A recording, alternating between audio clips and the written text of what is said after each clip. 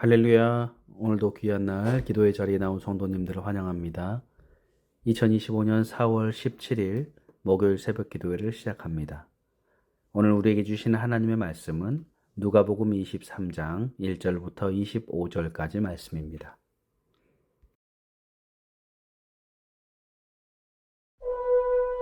제23장.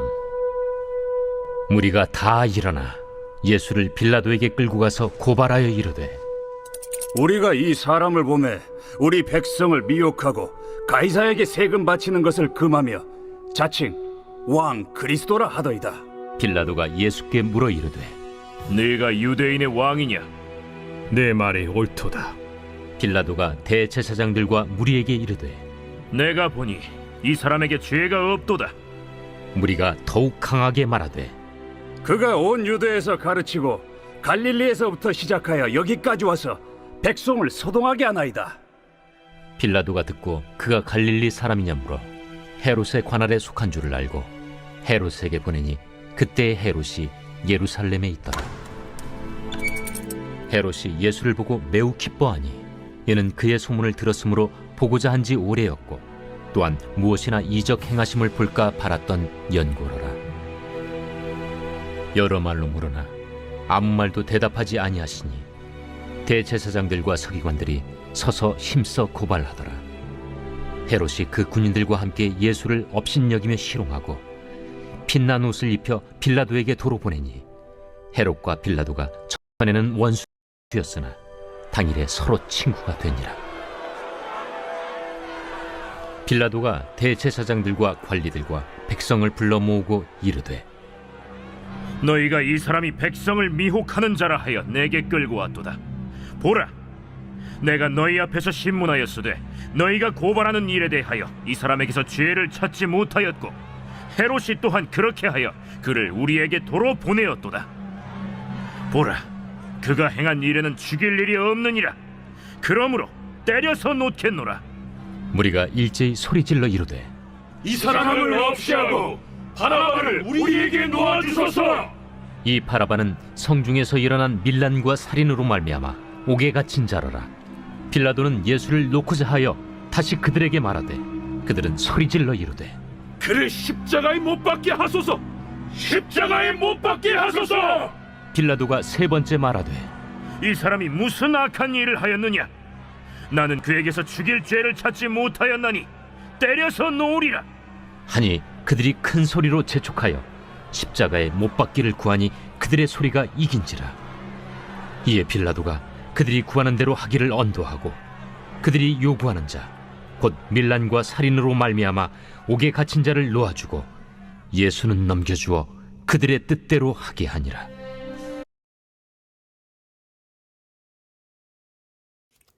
죄 없으신 예수님은 마치 죄인처럼 재판을 받으시고 있습니다. 유대인들의 억지 주장과 모함으로 인해서 예수님은 로마에 대한 반역죄로 고소되었지만 정작 헤롯과 빌라도는 아무런 죄도 찾지 못하는 거죠. 예수님은 목요일 밤부터 시작해서 총 5번의 신문과 재판을 받으십니다. 안나스와 가야바, 산헤드린 의회, 빌라도, 헤롯에게 각각 받으셨습니다. 그럼에도 불구하고 유죄 판결을 내릴 만한 것이 전혀 없었던 거죠. 그런데도 불구하고 유대인들과 정치 지도자들은 끝까지 예수님을 고발하고 있습니다. 1절에서 12절까지는 헤롯이 신문을 하고요. 이제 13절에서 15절에 보면 빌라도는 예수님을 고발한 유대인들을 불러 모으고 있죠. 그 자리에서 빌라도는 예수님에게 아무런 죄가 없음을 말하고 있습니다. 자신은 물론이고 헤롯에게도 보내어서 재판을 했지만 헤롯도 죄가 없음을 인정하고 다시 돌려보냈다라는 사실을 말하고 있죠. 그래서 16절에 보면 그러므로 때려서 놓겠노라 라고 말하죠. 태형을 내리고 풀어주겠다라는 거죠. 예수님이 채찍에 맞을 죄가 있기 때문이 아닙니다. 분명 빌라도는 아무런 죄가 없음을 알고 있었습니다. 죄가 없으면 풀어줘야지 왜 채찍을 때립니까? 왜냐하면 유대인들의 불만을 진정시키기 위해서였습니다. 아무 죄가 없으니 무죄로 풀어주어야 했지만 유대인들이 워낙 강력하게 반발하니 이렇게라도 해서 그들의 마음을 풀리려고 했던 것이죠. 빌라도가 이렇게 유대인들의 비유를 맞추려고 하는 이유가 있었습니다. 당시에 로마는 많은 나라를 정복하여서 엄청난 영토를 차지하였는데 정복한 지역을 다스리기 위해 빌라도 같은 총독을 파견했습니다. 로마 황제가 총독에게 바라는 것은 아주 분명했습니다. 맡은 지역에 별다른 소란이 일어나지 않고 그저 세금만 제대로 징수하는 것이었죠. 만약 어떤 지역에 밀란이 일어나서 시끄럽게 된다면 그 지역의 총독은 바로 경질되고 말 것입니다. 빌라도는 이미 몇 차례 예루살렘에서 소동을 겪었습니다. 역사 기록에 따르면 수도 사업을 하기 위해서 성전 금고를 사용하려고 했다가 유대인들의 큰 반발을 샀고요. 유대인들이 우상 숭배로 여겨 혐오하는 황제의 초상이 그려진 군기를 들고 예루살렘을 행군하여서 수많은 유대인들의 항의 농성이 있었습니다. 성경에서도 한 가지 사건이 나오는데 누가복음 13장에 보면 빌라도가 하나님께 제물을 바치던 갈릴리 사람들을 제단에서 죽인 사건이 나오죠. 이 사건으로 유대 전역에 퍼져서 큰 동요를 일으키게 됩니다. 이 모든 소란으로 인해서 빌라도는 로마 당국으로부터 상당한 주의 조치를 받은 상태일 것입니다. 또 이런 일이 벌어진다면 총독의 자리에서 물러나야 할 판이었습니다. 그래서 빌라도는 예수님의 재판이 문제를 일으키지 않기를 바랬던 것이죠. 그래서 예수님에게 태형을 내리려 한 것입니다. 바로 유대인들의 마음을 만족시키기 위해서였습니다. 그러면 이러한 판결에 유대인들은 만족하였습니까? 18절에 무리가 일제히 소리질러 이르되 이 사람을 없이하고 바라바를 우리에게 놓아주소서 하니, 백성들은 일제히 소리를 질러서 빌라도의 판결에 항의합니다. 그리고는 이 예수를 사형에 처하고 바라바를 놓아달라라고 요청합니다. 유대인들은 왜 갑자기 예수님 대신 바라바를 풀어달라고 하고 있습니까? 19절에 보니까 이 바라바는 밀란을 일으켜 살인을 저지른 죄수입니다. 한마디로 그는 로마의 반역을 일으킨 정치범이었습니다. 유대인의 명절이 되면 총독은 백성이 요구하는 죄수 한 사람을 놓아주어 자비를 베푸는 전례가 있었습니다. 그래서 사람들은 바라바를 놓아주고 예수님을 사형에 처하라고 요구하고 있는 것입니다. 이상한 것은 예수님을 고발하여 넘긴 사람들은 대제사장들과 그 무리들이지 많은 백성은 예수님을 따랐다라는 것입니다. 그래서 대제사장의 무리들은 몰래 한밤중에 예수님을 붙잡았습니다. 빌라도도 백성들은 예수님을 지지할 것이다 라고 생각했을 것입니다. 그래서 다른 복음서를 보면 바라바와 예수님 중 누구를 놓아줄 것이냐라고 하는 최종 판단을 백성들에게 맡깁니다. 그런데 백성들은 의외로 바라바를 요구합니다. 정말 충격적인 반응이 아닐 수가 없죠. 왜 이처럼 백성들 하루 만에 돌변한 것입니까? 마태는 그 이유를 마태복음 27장 20절에 대제사장들과 장로들이 무리를 권하여 바라바를 달라 하게 하고 예수를 죽이자 하게 하였더라 라고 말해주고 있습니다. 백성들은 무지하여서 대제사장과 장로들의 말을 그대로 듣고 따른 것입니다. 하나님은 선지자 예레미야를 통해서 자기 백성 이스라엘에게 대해 제대로 말씀하셨습니다. 예레미야 4장 22절에 내 백성은 나를 알지 못하는 어리석은 자요 지각이 없는 미련한 자식이라. 악을 행하기에는 지각이 있으나 선을 행하기에는 무지하도다 라고 말씀합니다. 백성들은 그야말로 무지하였습니다.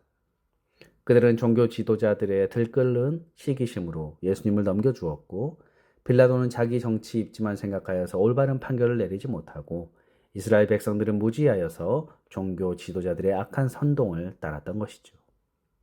이처럼 예수님의 십자가는 삼박자가 맞아떨어진 작품이었다라고 해도 과언이 아닙니다. 종교 지도자들의 시기와 정치 지도자들의 권력에 대한 욕심과 백성들의 무지, 이렇게 시기와 욕심과 무지가 빚어낸 일이었습니다.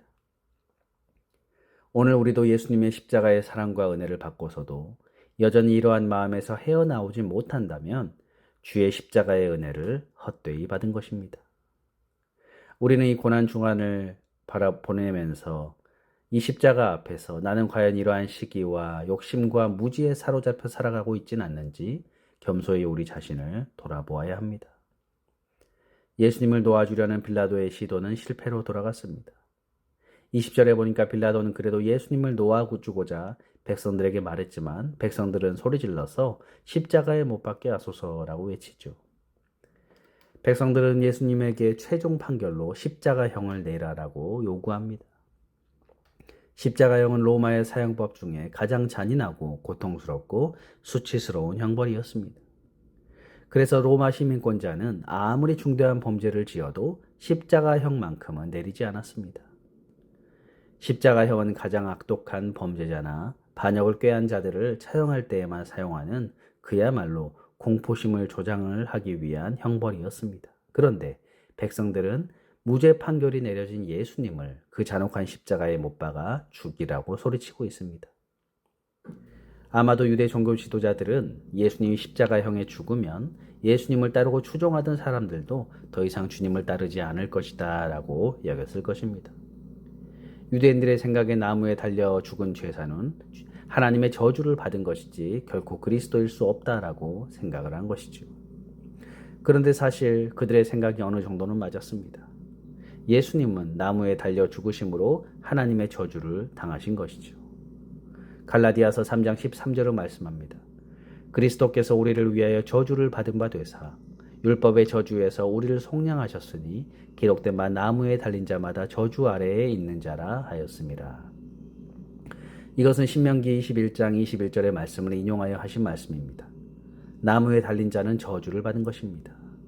예수님의 십자가의 죽음은 바로 하나님의 저주가 내리신 것입니다. 그런데 지금까지 본 대로 예수님은 아무런 죄가 없으셨습니다.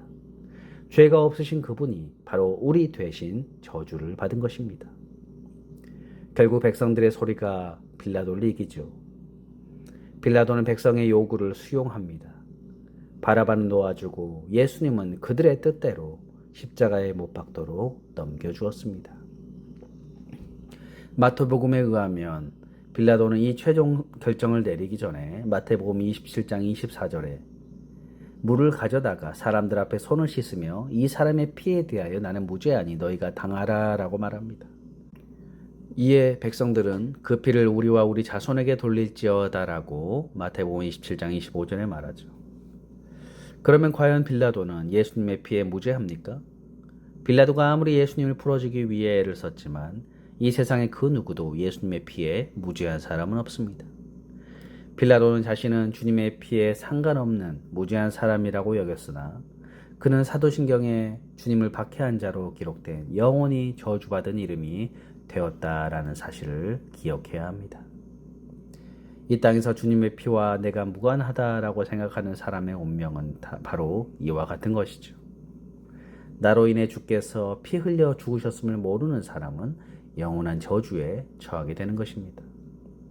또 백성들은 주님의 피를 우리와 우리 자손에게 돌릴지어다 라고 하였습니다. 이 말은 우리가 우리의 죄값을 치르겠다라는 것이죠. 그렇지만 인간은 누구도 자신이 죄값을 치를 수가 없습니다. 이것은 주님이 대속적인 고난과 죽음을 무시하는 일이었고 결국에는 영원한 형벌에 처해질 수밖에 없는 것이죠. 그러므로 성도 여러분, 오늘 우리는 주의 십자가의 고난이 나와 전혀 무관하지 않는 바로 내 죄로 인한 핏값을 치르는 것임을 기억해야 합니다. 누구도 자신의 죄값을 감당할 수 있는 사람은 없습니다. 오직 영원한 형벌, 영원한 저주만 있을 뿐입니다.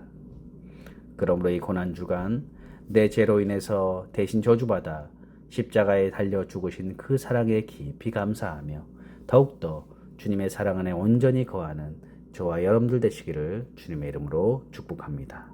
기도하겠습니다. 하나님, 2025년 고난주간을 보내면서 주님 앞에 우리의 죄를 고하게 하여 주옵소서. 우리의 죄와 이 저주로 말미암아 주님께서 나 대신 십자가 지시고 그 고난의 길에 오르셨습니다. 우리가 마음 가운데 이 예수 그리스도의 십자가를 더욱더 기억하게 하시고 그 십자가의 사랑이 우리의 삶을 변화시키고 온전히 주님의 사랑을 기억하는 시간 되게 하여 주옵소서. 감사드리며 예수님의 이름으로 기도드립니다. 아멘. 주기도문으로 예배를 마치겠습니다. 하늘에 계신 우리 아버지여, 이름이 거룩히 여김을 받으시오며 나라의 임하옵시며 뜻이 하늘에서 이룬 것 같이 땅에서도 이루어지이다. 오늘날 우리에게 일용할 양식을 주옵시고 우리가 우리에게 죄 지은 자를 사하여 준 것 같이 우리 죄를 사하여 주옵시고 우리를 시험에 들게 마옵시고 다만 악에서 구하옵소서. 대개 나라와 권세와 영광이 아버지께 영원히 있사옵나이다. 아멘. 잠시 시간 기도하는 시간을 갖겠습니다. 먼저 말씀을 생각하면서 2025년이 고난주간 또 예수님의 십자가를 묵상하고 또 우리의 죄악을 다시 한번 또 기억하게 하셔서 오직 주님의 은혜가 아니면 우리는 죄 가운데 영원히 죽을 수밖에 없는 그런 연약한 존재임을 기억하게 하셔서 하나님의 사랑을 더욱더 붙잡고 믿음의 삶을 살게 해달라고 기도하시고, 두 번째로 우리 갈보리 교회와 또 교우들과 우리의 자녀들을 위해서 또 예배 회복을 위해서 또 주변의 어려운 이웃을 위해서 함께 이 시간 기도하겠습니다.